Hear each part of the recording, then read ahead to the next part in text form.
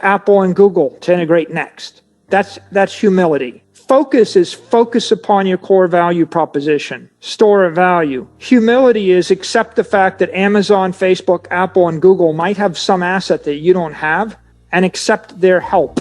And then harmony is don't thumb your nose at the federal government or the tax authority or the regulators, right? Taxation is not theft, You know, at some point you can say affectionately, tongue-in-cheek, inflation is theft. You might get away with that. I think you cross the line when you say taxation is theft, right? And I think if we're going to live in harmony with the regulators and harmony with the government, then we have a chance to achieve the $250 trillion value proposition. If you're a crypto anarchist and you hate everything about the world, my advice to you would be make Bitcoin successful, make it worth $250 trillion, and your Bitcoins that you bought for $1 will make you richer than Jeff Bezos. And when you have $200 billion of your own money, then you can go and found your own country.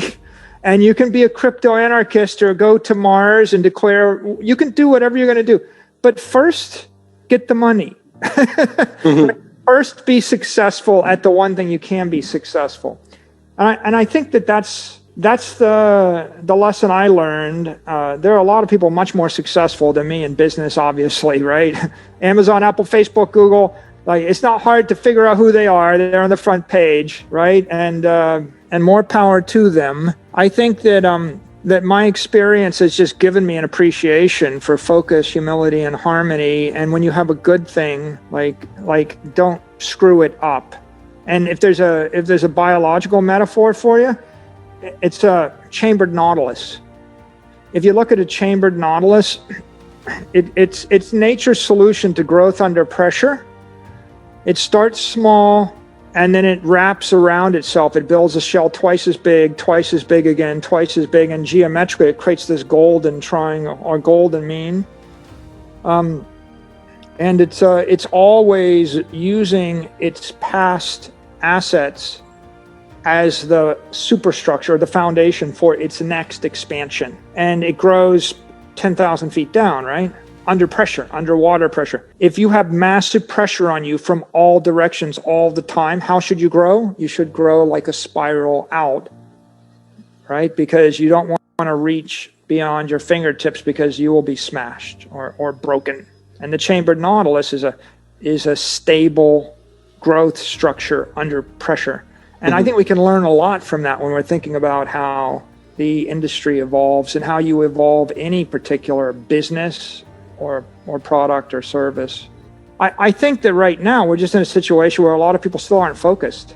I mean, they're still not really, there's so much noise and they've got so many other things on their plate that they haven't really focused upon this as an extraordinary engineering breakthrough that's going to change the course of humanity. I don't think that Paul Tudor Jones or Stanley Druckenmiller or Bill Miller are really focused on it based upon what they've said.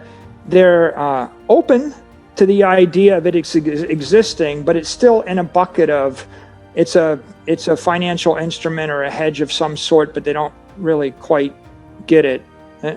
They're not thinking that it's a crypto energy reactor that's going to power $100 trillion worth of monetary energy.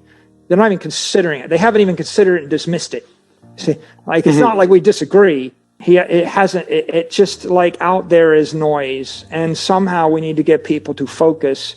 And I don't think they're going to start to focus until after Bitcoin crosses the all-time highs, and maybe when it's double what it is right now, people may actually stop and give it 10 hours or an hour or 2 hours. I'm quite one of the reasons that I'm an enthusiastic evangelist is I'm quite sure that the criticisms from a Nouriel Roubini and a Ray Dalio and anybody else of Bitcoin, I'm sure that they would reverse those criticisms if they stopped for an hour and watched, say, my video I did with Salt Talks with Anthony Scaramucci. Because their criticisms are things like, well, it's a currency and it's not good for payments. I can't buy things with it, and the government's going to ban it. And if they understood it's not a currency, it's not a payment network. When you plug it into PayPal becomes the payment network, and their compliance rails solve all the compliance, KYC, AML issues. And now it's a store of value. And by the way, a store of value is appreciating 100% a year on average for the last 10 years. Bing, click. So what was your criticism again? Oh, the government's going to ban it. Okay, really? Like the IRS legitimized it. The head of the SEC just said it was a piece of property. The head of the OCC said that banks can custody it. And a senator just said she's going to explain it to Congress. Tell me again what your concern is? No, they haven't really spent an hour. At least they haven't got the right information. So if I tweet, I'm not tweeting to convince anybody. I'm tweeting hopefully so that they'll click on that link and they'll listen an hour. And if they won't click on the link, maybe someone that works for them will watch the link. And by the way, it's like, if Ray Dalio never watches that video, well, there's 10,000 other people like Ray Dalio that compete with Ray Dalio. And so I don't got to convince Ray. All I got to convince is anybody that competes with Ray in the world to spend an hour. And I believe that they spend an hour, then they're looking to go, oh, wow, there's $250 trillion of stuff that's fiat instruments that's debasing at 10% a year. There's one thing that's accreting at 100% a year. It's a solution to the problem that 7.5 billion people have on the planet.